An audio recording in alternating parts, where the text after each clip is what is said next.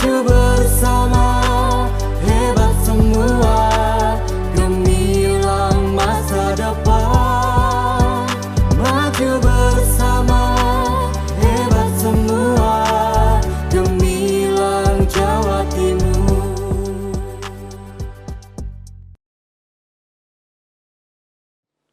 Balik lagi ke perkenalan saya. Yang pertama, ini kebetulan saya punya usaha roti, usaha kuliner roti, produksi roti yang kita namakan yaitu Roti Goki.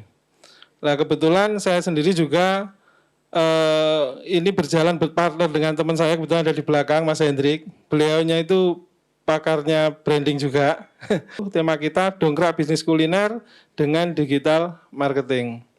Cuman sebelum saya masuk ke teknis digital marketingnya, ketika kita usaha apalagi itu kuliner, banyak hal-hal yang perlu kita perhatikan. Jadi sebelum kita memulai, kita harus basicnya dulu kita kuatin. Jangan sampai kita memulai usaha, terus di tengah jalan ternyata banyak hal yang bermasalah.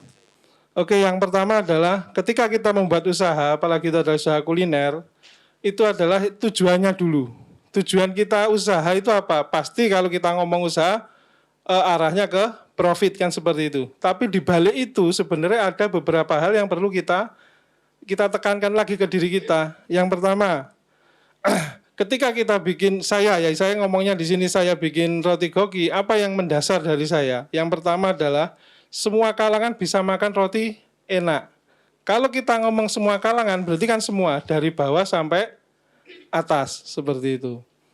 Kedua, membuka lapangan kerja. Jadi ketika saya membuat produksi roti ini, saya harus berpikir ini bisa bermanfaat bagi orang lain, bukan hanya saya sendiri, seperti itu.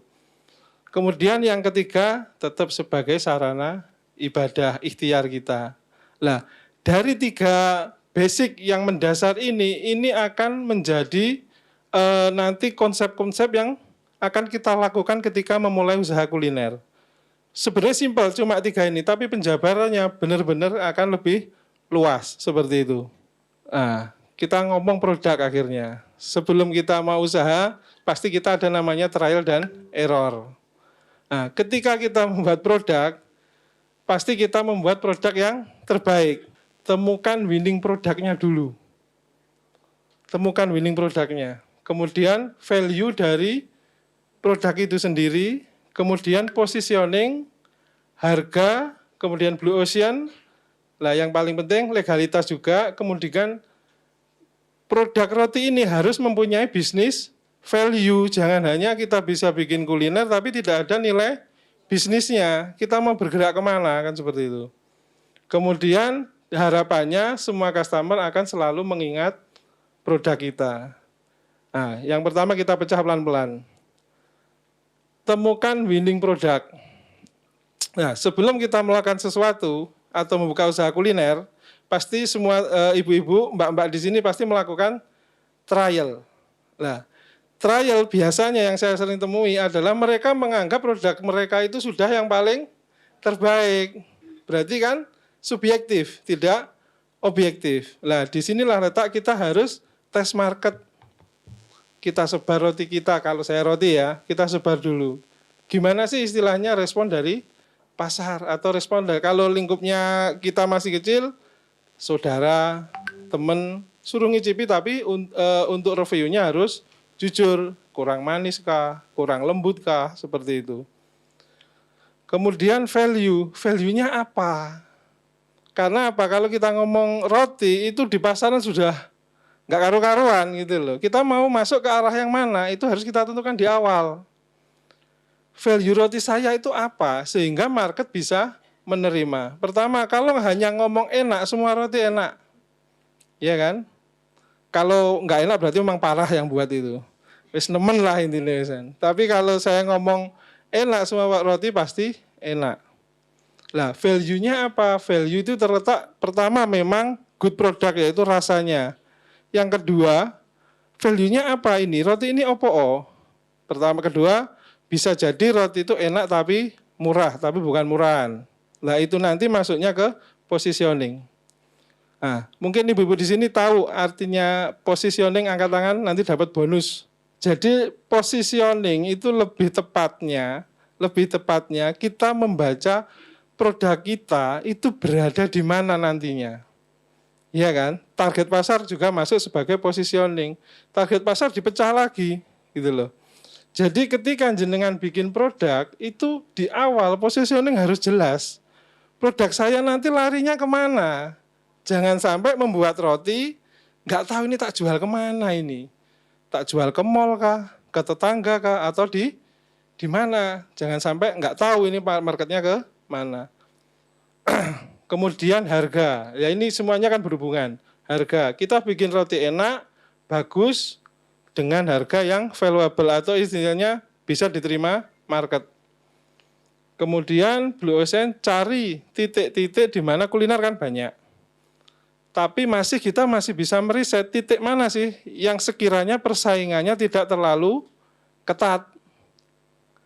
Jadi ketika kita bikin sesuatu pasti ada yang sama. Cuman harus kita punya value, kita bisa lihat posisinya kita di mana sehingga ketika kita melepas ke market, target market kita sudah benar. Kemudian legalitas. Nah, ini yang paling penting ini. Legalitas. Untuk teman-teman istilahnya yang bergerak di bidang makanan minuman, itu legalitas itu memang fardhu ain lah. Menurut saya adalah fardhu ain.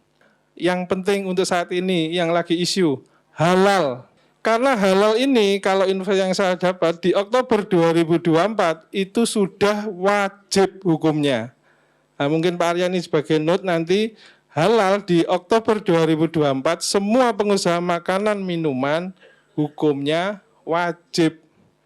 Nah, biar tidak terjadi hal-hal yang tidak diinginkan. Dan untuk halal gratis. Mungkin Ibu ya yang sudah ngurus, halal itu gratis. Tapi after Oktober 2024 menjadi berbayar. Jadi saran saya, mumpung masih belum Oktober, yang punya usaha makan minuman segera menghubungi tim halal daerah masing-masing untuk dibantu diuruskan. Karena itu gratis programnya pemerintah. Oke, kemudian business value. Nah ini yang mendasar, namanya orang bisnis juga harus ada profit kan seperti itu. Business value ini sebenarnya luas, maksud saya luas. Semisal kita mau bikin usaha makanan atau minuman, itu harus kita pikirkan market, HPP, dan harga.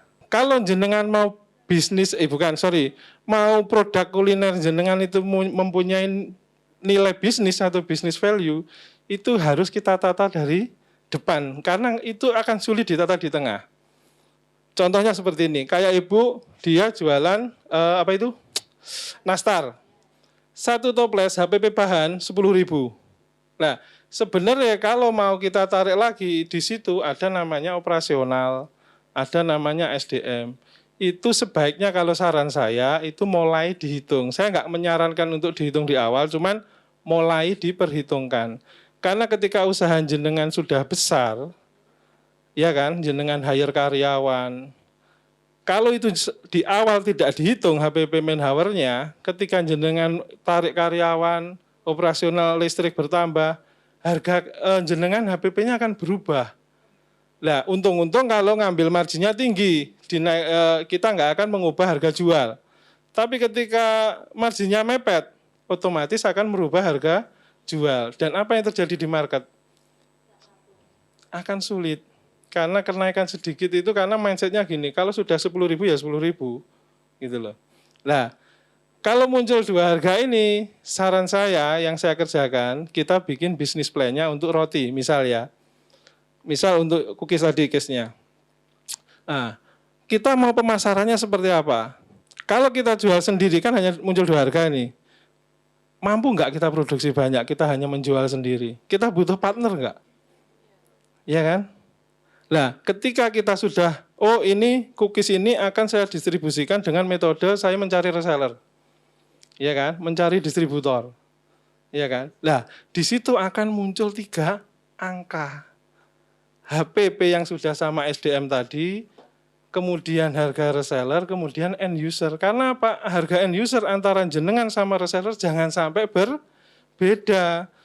Karena keberatan mungkin reseller jualnya 20.000, jenengan jual 15.000, brand jenengan rusak. Loh kok nggak podo, itu kono 15.000, ning kono 20.000, itu tidak boleh. Jadi biar ini kayak roti goki ini ada business value-nya, saya membagi menjadi 3 harga, malah ini ada 4 harga. Di mana ada harga HPP saya pribadi, kemudian saya punya harga distributor, kemudian ada harga mitra, kemudian end user. Di mana end user semua mitra goki itu harganya sama. Nah, kemudian ini contoh ya, untuk roti goki sendiri, kita di bulan 1-2 itu sudah mendapatkan sekitar 15 mitra di bulan pertama. Nah, kenapa kok orang-orang istilahnya mau kan seperti itu? Karena bisnis value-nya ada. Karena ketika kita membuat plan harga, jangan sampai namanya reseller punya untung kecil. Sehingga reseller itu untungnya lebih besar daripada saya. Gitu loh. Lebih besar lah. Ketika reseller itu untungnya besar, dia semangat untuk menjualnya seperti itu. Jadi yang dinamakan produk itu punya business value, artinya ketika kita meng-hire reseller, meng-hire distributor, mereka tertarik. Karena apa? Oh, ini kalau dibisniskan bagus. Jangan sampai kita membuat harga, kemudian dibisniskan, wah untungku tipis, pasti akan males untuk menjual, seperti itu. Oke, kemudian always remember, nah kalau bisa produk yang kita buat, customer itu selalu teringat, oh lek mangan kuenya nastar, ke ini loh mereknya, karena rasanya ada rasa kecutnya kayak gitu. Market terbaik. Nah, kalau kita membuat sesuatu, membuat makanan, harus kita tentukan dulu marketnya kemana, karena semua makanan itu marketnya berbeda. Studi case untuk goki. Goki ini hanya dijual 3.000. Hanya dijual 3.000. Nah, kalau saya jual roti, minta maaf, coba tak buka ya. Mas Arya izin tak contohkan ya. Kalau saya istilahnya, ini adalah, saya terang dulu sedikit info bahwa roti goki itu sebenarnya basicnya adalah Mexican bun. Artinya bukan roti manis yang ada krimnya lah. Nah, kenapa saya bikin ini harganya 3.000, besarnya sekian. Nah, sebelum membuat ini saya sudah riset pasar. Roti yang saya buat ini di pasaran kompetitor, saya ngomong kompetitor nggak enak ya. Istilahnya apa sekarang kalau nyebutnya Mas Hendrik? Yes, paling jelek kompetitor lah saya ngomongnya. Sebenarnya sekarang nggak boleh dibilang kompetitor karena semua sama. Teman lah teman. Nah, produk lain lah. Produk lain menjual di pasaran ini dengan harga 7.000 sampai 14.000 tapi lebih besar. Iya kan? Nah, akhirnya saya berpikir kalau saya membuat roti itu sama, besarnya sama, kemudian marketnya sama, harga 7.000, 8.000, 9.000, kira-kira kalau istilahnya kita mau bersanding dengan mereka yang lebih lama, sulit enggak? Sulit. Akhirnya saya harus mencari celah. Celahnya ya opo iki? Cek ini bisa didistribusikan dengan baik, tapi tidak bersinggungan dengan market yang ada, kan seperti itu. Karena namanya roti, semua bisa buat roti, kan seperti itu. Akhirnya saya dengan tim saya, dengan Mas Hendrik juga, dengan koki saya, coba kita membuat roti dengan komposisi yang sama, cuman kita kecilkan. Kita kecilkan sehingga HPP-nya turun, harganya bisa kita reduce, dan kita punya market yang berbeda. Kalau 7.000 sampai 14.000, marketnya adalah kebanyakan ibu-ibu orang dewasa lah, saya rasa yang punya uang. Akhirnya sasaran saya apa? Ini didistribusikan di dekat sekolah. Notabene yang nyari adalah anak-anak sekolah, SMP, SD, SMA, sampai perkantoran. Akhirnya apa? Di minggu pertama, boom. Produksi pertama saya hampir di 2.000 per hari. Karena apa? Ternyata ini harganya terjangkau oleh mereka yang anak-anak sanggup mungkin 5.000, mungkin 10.000. Dan ketika dirasakan, roti ini sama kayak X. Seperti itu. Tapi dengan harga yang lebih murah, seperti itu. Jadi, di sini kita bisa menentukan marketnya di mana? Yaitu marketnya adalah pertama anak sekolah. Jadi saya tahu, saya mau lari itu saya tahu, jajanku tak gua neng ndi. Jangan sampai kita itu mau sudah bikin kue enak-enak, wapi, wis istilahnya molet-molet kue ini. Ketika keluar rumah, lho kita adol ning sopo? Tak adol rono, apa rono, jangan sampai seperti itu. Jadi ketika keluar rumah saya sudah tahu, aku ning pertelon kayak loh, karena market saya di situ. Jadi tentukan itu di awal. Yang kedua adalah pekerja berangkat pagi. Kenapa di sini kalau Goki ada tulisannya kecil itu adalah roti pagi-pagi. Karena orang pagi-pagi itu kesusu nggak sarapan. Sehingga saya sediakan itu di dekat-dekat tempat mereka bekerja. Sehingga dia berhenti sejenak, ambil roti, dia langsung berangkat. Kemudian ibu-ibu pasti karena dia belikan anaknya. Kemudian ini adalah segmen kedua. Kalau ini namanya kita jual end user, langsung ke yang retail ya, yang 1, 2, 3. Ada kelebihan Goki lagi, yaitu kita mengarah ke catering acara seminar. Misalnya seminar. Kalau roti tadi yang harga 7.000, 14.000 itu tidak bisa digunakan untuk seminar ataupun acara catering karena apa? Dia tidak punya box. Biasanya paper bag. Nah, akhirnya kita membuat box, ada box kecil seperti ini. Dan box besar, dan box besar seperti ini. Akhirnya apa? Market kita, end user tadi ada anak-anak SD, ternyata ini masuk ke dalam seminar-seminar orang dinas. Karena enak, diisi loro kena, diisi papat kena, dengan harga yang masih budget terjangkau. Biasanya kalau dinas itu budgetnya di bawah 7.000, biasanya kayak gitu. Jadi kalau yang kecil ini diisi 2 sama kotaknya sudah masuk. Sudah masuk 7.000, sudah bisa buat event. Istilahnya kotaknya juga lumayan dilihat, oleh-oleh ya sih kena kan seperti itu. Tapi dengan budget di bawah 10.000. Itulah target market yang saya ciptakan waktu itu. Sehingga alhamdulillah dalam perjalanannya ini bisa istilahnya bergerak lah, istilahnya untuk bersaing dengan yang lain. Nah, kemudian pasar menengah tapi berbranding. Artinya apa saya ngomong tadi? Saya tidak menargetkan kudu sing tuku wong soge-soge kayak gitu. Harganya kudu mahal 20.000, 30.000. Enggak.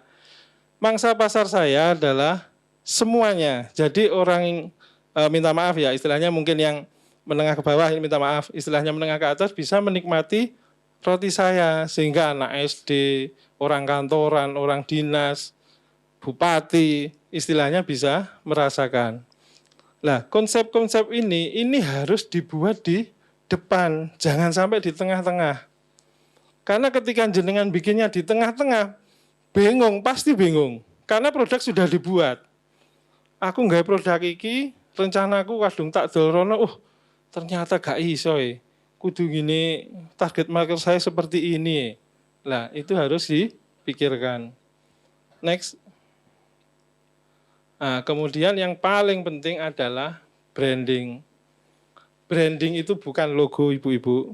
Logo itu ya logo, branding itu berbeda. Untuk semua usahanya sudah punya nama sendiri-sendiri ya. Nah, jadi branding itu bukan sekedar logo. Kalau ini bukan branding, ini logo ini. Hanya logo Goki, cukup sampai di situ. Kalau kita ngomong branding, itu adalah satu kesatuan dari semuanya. Kita punya logo, kemudian kita aplikasikan ke semua namanya brand identity. Brand identity apa? Itu identitas produk saya. Mulai dari packagingnya, mulai dari logonya, mulai tempat jualannya, itu harus mempunyai tema yang sama sehingga mindset orang ketika melihat warna biru sama pink dengan gambar anak kecil, itu loh roti Goki. Harapannya seperti itu. Jadi ini ketika jenengan nanti bikin brand produk apapun, ini harus diperhatikan. Nah, kalau nanti bingung branding itu seperti apa, banyak teman-teman yang bantu UMKM yang mau membantu Anda branding produk Anda. Itu banyak di daerah-daerah sekarang juga sudah ada. Kalau belum ada mungkin nanti tanya Pak Arya nanti. Next. Nah, kemudian ini sudah mulai tipis-tipis masuk ke metode marketing. Ya kalau masalah istilahnya, oke balik lagi dulu aja. Mungkin ada yang ditanyakan. Mulai dari awal tadi, nanti kalau kebanyakan lupa. Dari awal tadi mundur dulu Mas Hendrik. Mundur-mundur dulu. Nggak apa-apa Pak Arya ya, kita santai ya. Oke, dari maju 2 kali. Hop. Nah dari sini, ini poin pentingnya sebenarnya untuk mengawali usaha kuliner.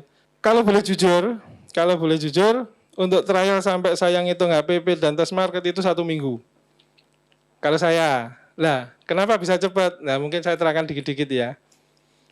Yang pertama, ketika kita memulai usaha makanan, pasti minimal jenengan sudah punya angen-angen. Iya kan? Nggak mungkin aku pengen usaha kuliner.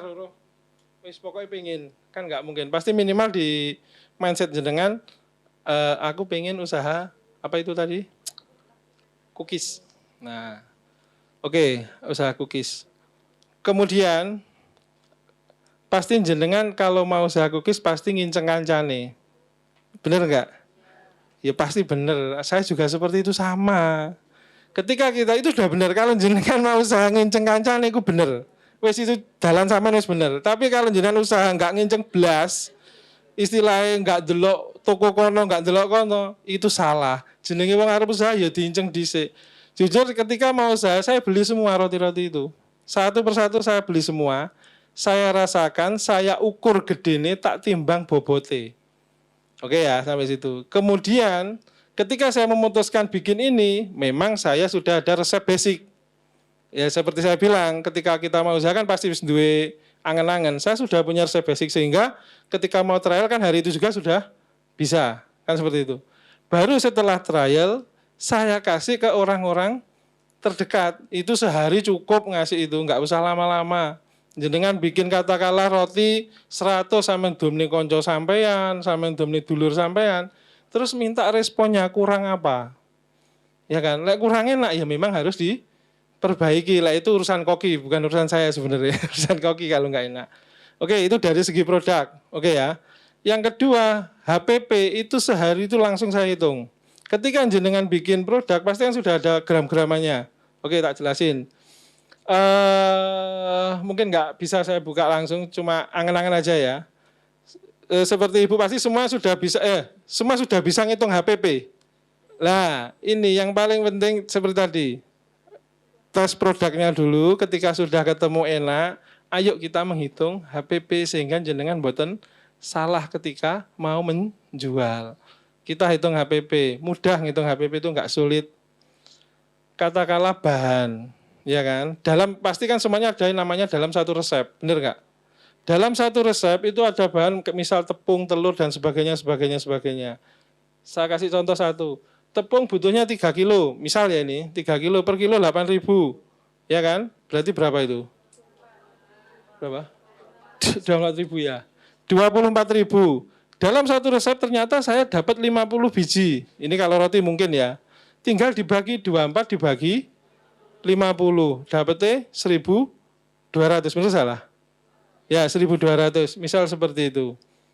Lah bahan lain juga sama, kayak yang paling kecil pun itu saya hitung, misal itu hanya apa ya, pengembang lah, saya ngomong pengembang, itu hanya katakanlah butuh 5 gram, ya dihitung, dalam satu wadah itu 500 gram, oh saya butuhnya 10 gram, berarti per gramnya kan ketahuan. Piye ya nak nulis iki ya. Ya segitulah, angel-angelnya ya. Nah tinggal dibagi. Akhirnya nanti ketemu, oh roti saya, ya kan ini masih bahan, HPP bahan saya ternyata 2.000. Oke ya. Sampai di situ sebisa mungkin masukkan operasional. Gas, ya kan, listrik. Nah, kadangkala orang itu merasa itu dilakukan sendiri, tenaganya gratis. Lah ya bisa jangan. Minimal ya dihargai dirinya sendiri. Misal ngitungnya gimana Mas ngitungnya itu? Lah ngitungnya itu sebenarnya gini. Ketika satu orang katakanlah nilainya itu 1 juta, ya kan? Jenengan per hari harus punya plan kapasitas. Oh saya bisa bikin, misal bukan yang terjual loh ya, jangan salah loh ya. Saya satu orang itu bisa bikin berapa roti. Kalau ngomongnya terjual, Mas saya terjualnya 10 ya Tak 1 juta tak bagi 30, tak bagi 10, ya dhuwur HPP ini sampean. Yang dihitung adalah kapasitas satu kepala. Kenapa ngomongnya Kamenhauer? Artinya apa? Satu kepala itu bisa produksi berapa banyak. Ketika saya bisa produksi sehari 500, ya sudah 1 juta dibagi 30 dibagi 500. Berarti harga satu roti itu piro berarti ya? Ya segitulah. Ya, paham ya? Jadi nilai SDM itu katakanlah 1 juta dibagi 30 hari, dibagi kapasitas dia bisa bikin 500, itu akan menjadi nilai HPP. Dan itu tambahkan ke HPP bahannya. Misal 2.000 ternyata HPP Manpower-nya 100 rupiah. Ya dimasukkan, berarti HPP saya 2.100. Baru dari situ kita tarik, kompetitor harga berapa? Oh harga 10.000, oke. Kalau HPP 2.100, saya tarik end user 10.000, saya masih bisa ngasih reseller. Reseller jangan sampai dikasih kecil kalau bisa. Reseller itu kasihlah untung yang besar. Karena produksi itu mainnya kuantiti. Semakin banyak reseller jenengan, misal reseller itu badine 1.000, saya hanya 500, ya kan? Satu reseller sehari habis 100, dia untung 100.000. Saya nggak apa-apa 50.000, tapi saya punya 10. 50.000 kali 10, 500.000. Masih banyak saya per reseller saya? Masih banyak saya. Jadi mindsetnya produksi itu adalah kuantiti. Gimana jenengan itu bisa memproses makanan dengan baik sebanyak-banyaknya, biar market itu ada reseller, ada mitra, ada distributor yang membantu untuk menjualkan. Seperti itu. Jadi itu Bu, dalam jangka 1 minggu, saya hitungannya nggak ribet kok, HPP itu mudah. Karena mungkin belum melakukan saja, ya kan? Oke, dari situ sudah cukup Bu? Nah, ini saya bahas cepat, mungkin dari sini semua sudah paham ya. Kalau namanya kita mau usaha di zaman sekarang ya pasti mau nggak mau ini juga fardu ain. Cuman fardu ainnya mau uploadnya seperti apa ya? Jadi awur kan seperti itu. Semuanya ada ketentuannya. Kalau mau bagus loh ya. Yang pertama, pilih sosial media yang populer, pasti TikTok, Instagram, Facebook. Facebook mungkin sudah jarang tapi masih bisa digunakan. Kemudian bikin video yang punya story, jangan hanya video kayak gitu. Punya story dan ada relevansinya. Kemudian bikin desain yang menarik sehingga katakanlah misal saya ngomong IG ya. Jadi IG jenengan kalau dilihat itu jangan compang-camping. Misal ini gambar pas moto nasi nganan, kemudian foto apa. Jadi sebisa mungkin ditata itu seirama sehingga orang yang melihat itu lebih nyaman seperti itu. Itu juga ada studi case-nya memang berbeda. Antara orang nyekrol Instagram yang compang-camping dengan Instagram yang memang benar-benar di-manage dengan baik itu juga berbeda. Kemudian foto yang menarik. Nah, foto ya kalau bisa karena itu kita pengen jualan ndang payu, ya ada effort lah. Ya motone yang sungguh-sungguh, yang bagus. Kalau nggak bisa, banyak yang menyediakan jasa foto. Karena balik lagi, kita usaha itu mau laku, mau sukses. Jadi memang ada effort yang dilakukan. Jangan moto, pokoknya tak foto, aku selak ke susu. Ya jangan. Kemudian endorsement, edukasi, dan yang ketujuh paling penting adalah konsisten. Jadi namanya upload di media sosial, entah itu reels, entah itu foto, entah itu story, sebisa mungkin itu setiap hari dilakukan. Lah malah yang sekarang itu istilahnya yang menarik adalah yang relevan. Artinya apa? Jenengan usaha kuliner nih, goreng. Story goreng lho wong seneng, Bu. Bendina sampean syuting goreng di syuting sesuk goreng nih. Saya jamin niku wong seneng delok malah ngenteni sesuk goreng apa ya Bu kuwi. Loh, dan itu benar, memang sekarang itu yang disukai orang lihat reel itu adalah yang real, istilahnya relevansinya sehari-hari lah. Enggak usah mengada-ngada gaya apa gaya, enggak.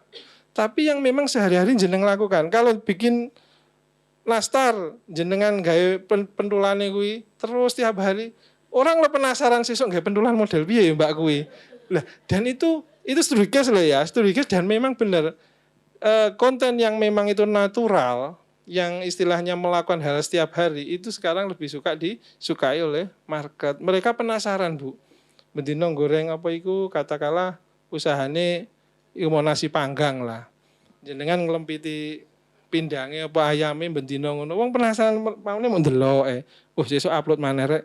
Suwi-suwi tak coba tak tuku iki lah seperti itu loh. Jadi konsistensi itu arahnya membuat orang mulai dari melihat, menyukai, akhirnya memesan. Kalau sudah memesan pengennya repeat order seperti itu.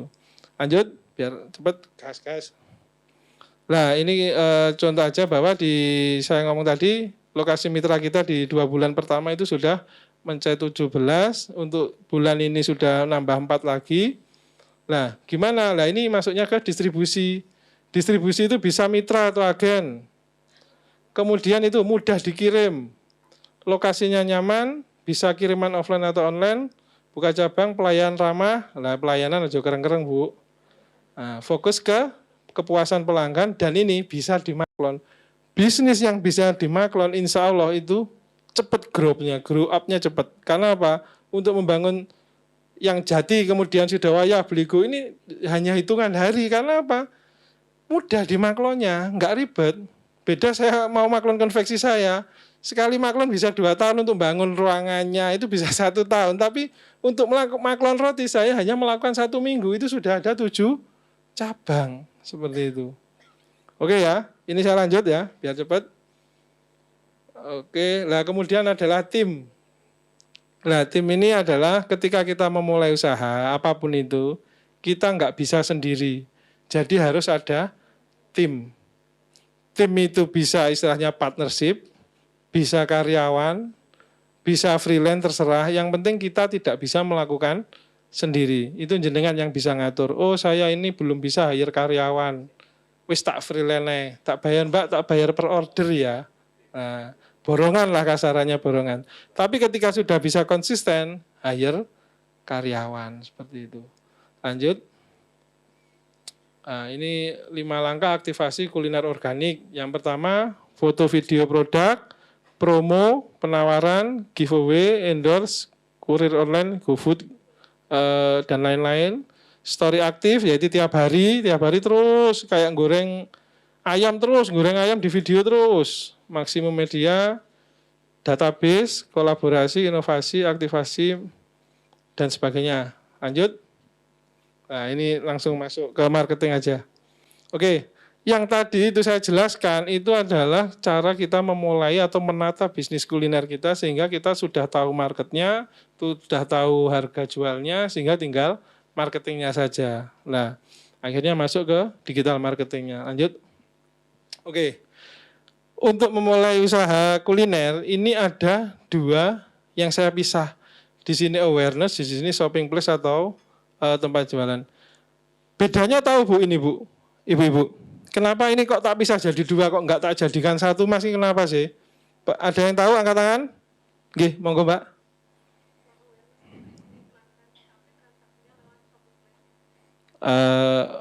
Oke, 90%. Betul. Jadi awareness artinya itu bukan pengiklan sebenarnya. Awareness ini kan biar orang ngeh, traffic. Jadi ketika saya punya produk, ini yang fardu ain adalah pertama Google Business, TikTok, IG, Facebook. Kalau IG, Facebook, TikTok saya yakin jenengan sudah pasti usahanya sudah punya semua akun ini. Ya kan? Itu paling 90% lah pasti. Sudah ada yang punya Google Business. Ada yang tahu artinya Google Business? Belum, oke. Nah, kalau jenengan usaha apapun, tapi cuma contohnya di sini kuliner, ini nanti mungkin kalau punya adik, punya teman apapun itu yang mungkin paham ya, nanti bisa ditanyakan atau di googling. Jenengan setiap punya usaha itu fardu ain harus punya namanya Google Business. Google Business itu apa Mas? Next Nah, Google Business itu adalah usaha kita terregister di Google. Jadi ketika saya mau katakanlah ibunya rumahnya mana tadi Gresik ya? Oh Bojonegoro, Gresik. Misal nastar, saya mungkin nggak tahu, saya ngetik di Google jual nastar Bojonegoro. Kalau jenengan tokonya bikin Google Business, dia akan muncul di sini, Mbak. Jadi langsung misal tokonya nastar Sumeh. Nah, nanti ketika ada orang nyari nastar Bojonegoro, jenengan sudah ada di sini. Dan di sini ada portofolionya, foto nih nastar jenengan, kemudian mungkin harganya dan sebagainya. Sehingga mempercepat orang tahu jenengan punya usaha nastar, dan ini harus dilakukan semua orang yang punya usaha. Oke ya, ini Google Business. Balik lagi Mas Hendrik. Nah, kemudian Facebook, IG, TikTok sama yang seperti yang tak jelaskan di awal, yaitu untuk istilahnya portofolio. Usaha kita itu seperti apa, biar orang ngeh. Kemudian di sini ada shopping place, yaitu tempat untuk transaksi kuliner. Memang yang terbaik adalah GoFood, Grab, sama Shopee Food. Karena ini yang menjangkau untuk semua. Selain jenengan punya toko sendiri, punya tempat di rumah sendiri, dan sebagainya. Nah, dari sini ada yang pernah dengar ghost kitchen? Ada yang pernah ghost kitchen? Oh, belum juga ya. Kalau di bisnis kuliner, itu ada yang namanya ghost kitchen. Artinya apa? Dia membuat makanan dari rumah tanpa punya toko, tanpa punya warung. Dia hanya mengandalkan di ini dan Instagram. Nah, apa kelebihannya ghost kitchen? Kita nggak harus sewa tempat, ya kan? Kita bekerja di dapur kita sendiri. Nah, jadi ghost kitchen itu mengandalkan itu tadi, dia menang di Instagram, kemudian kerjasama dengan Shopee Food, Grab Food, dan GoFood. Dan semua orang bisa melakukan, gitu loh. Kayak tadi yang nasi, karena yang kelihatan nasi bakar ya. Yang punya nasi bakar ada di sini kah? Enggak ada. Angkat tangan yang punya nasi bakar. Oh enggak ada, bukan di sini berarti. Misal nasi bakar tadi itu bisa dijadikan kayak seperti ghost kitchen. Jadi mereka bikin di rumah, kemudian dipasarkan lewat itu tadi. Rutin, aktif di sini, kemudian ada link untuk GoFood-nya di mana dan sebagainya. Dan itu bisa dilakukan di rumah tanpa sewa toko, tanpa sewa ruko dan sebagainya. Lanjut. Nah, kemudian ini yang lebih mungkin ini saya jelaskan sepintas saja. Jadi nantinya ibu-ibu kalau mau istilahnya lebih penetrasi pasarnya lebih bagus kayak saya pribadi, itu kita melakukan dengan paid traffic atau menggunakan Google Ads. Cuman jenengan nggak perlu tahu ini, yang penting ini ada jasanya, seumpama pengen tinggal cari jasanya. Tapi ini work ketika kita punya usaha. Yang tadi kita posting-posting itu namanya organic traffic. Jadi kita cari traffic dari masyarakat tanpa berbayar kan. Kita aktif upload seperti itu. Nah, kalau mau istilahnya mempercepat, ben cepat, itu ada namanya paid traffic. Jadi kita membayar iklan biar cepat. Nah, itu salah satunya adalah Google Ads. Kemudian lanjut, ada Facebook Ads juga sama. Nah, yang jenengan bisa lakukan, iklan yang bisa dilakukan itu ini yang paling simpel, yaitu Instagram Boss. Mungkin sudah tahu semua ya di sini ya. Kalau jenengan buka Instagram kan bawahnya pasti ada Instagram Boss kan itu. Ini jenengan bisa melakukan sendiri. Artinya apa? Semisal ini, kelihatan nggak ya? Iya kecil-kecil lah. Ketika saya melakukan iklan ini, saya memilih reel saya ini, saya iklankan. Nah, di sini kelihatan bahwa ada peningkatan engagement sekitar 1000%. Artinya apa? Yang biasanya dilihat 10 orang, setelah saya iklankan itu dilihat 10.000 orang. Nah, dilihat 10 orang sama 10.000 orang, kemungkinan terjualnya besar yang mana? Pasti yang 10.000. Nah, kemudian di sini ada apa itu? Wah, saya juga kelihatan sih. Intinya kalau kita menggunakan Instagram Boss itu membantu kita untuk awareness produk kita ke masyarakat. Dan itu bisa disetting. Oh, karena saya Bojonegoro, iklan saya hanya area Bojonegoro saja. Atau oh saya pengen Bojonegoro dan Tuban. Itu bisa disetting sehingga yang kena iklan itu orang-orang area itu. Karena ada beberapa kuliner, pasti kan hanya bisa, mungkin kalau makanan kayak nasi catering lah saya ngomong, itu kan kawasannya pasti satu kabupaten mungkin ya, satu kabupaten, nggak bisa kirim Jakarta kayak gitu. Jadi itu bisa disetting langsung area itu saja. Jadi pokoknya tak iklankan wong Surabaya tok iki, seperti itu bisa. Sehingga apa yang saya dapatkan dari sini, nah ketika saya melakukan ini, iklan ini banyak yang lihat, kok videonya apik, kok roti ini ketok menul-menul, ya kan tertarik nih. Akhirnya banyak yang saya arahkan ke message, artinya ke DM-nya Instagram waktu itu. Next. Nah, akhirnya banyak yang DM. Nah, salah satu tanyanya, Mas info harga kemitraannya berapa? Kemudian ada, Mas ini bisa untuk acara ini enggak? Kemudian ada lagi, Mas saya mau jadi resellernya bisa enggak? Lah, dari iklan tadi yang hanya per hari 15.000, saya dapat beberapa mitra baru yang valuasinya lebih banyak lagi. Modal 15.000 oleh bisa 10 jutaan lebih. Nah, dan ini bisa Anda lakukan kalau yang ini. Jadi di HP kalian masing-masing, di Instagram usahanya, pasti ada instan boost. Kalau bisa saran saya, pertama Instagramnya upgrade ke profesional. Ya tolong diingat ya, Instagramnya di-upgrade ke profesional. Kemudian WA-nya upgrade ke bisnis. Karena ketika WA bisnis itu bisa connect langsung ke Instagram. Sehingga orang nggak lewat DM tapi langsung masuk ke WA. Jadi ketika ada, mundur Mas Hendrik coba. Ketika ada iklan ini, ketika diklik orang itu masuknya langsung ke WA. Jadi jenengan responnya lebih cepat. Nah, kemudian kalau sudah masuk ke WA itu masih namanya lead atau traffic. Baru jenengan harus komunikasi dengan baik sehingga ya apa caranya sing WA itu mau closing seperti itu. Oke, jadi paham ya, Instagram fardu ain harus profesional yang untuk usaha ya, bukan yang pribadi loh ya. Kemudian WA diusahakan bisnis sehingga bisa dikonek. Oke, mungkin dari sini untuk terus lanjut. Oke, jadi memang untuk yang digital marketnya saya pilih Bu tadi ya. Kalau yang Google Ads kemudian Meta Ads memang saya kasih tahu saja karena itu lebih rumit.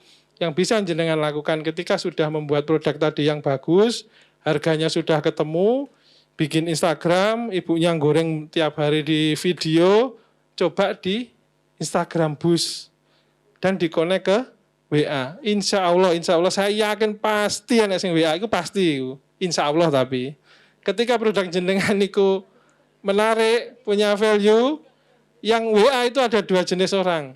Satu yang mau dia beli untuk dia sendiri dan balik lagi ketika produk jenengan ada bisnis value-nya, dia mau bekerja sama. Lah ini yang penting bekerja sama iki duit Bu iki Bu.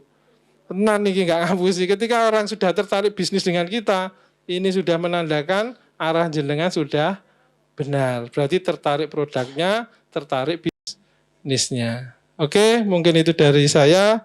Saya kira sudah cukup Ibu-ibu. Saya pribadi mohon maaf kalau ada salah-salah kata, kalau ada yang kurang jelas dan sebagainya. Saya tutup. Wassalamualaikum warahmatullahi wabarakatuh.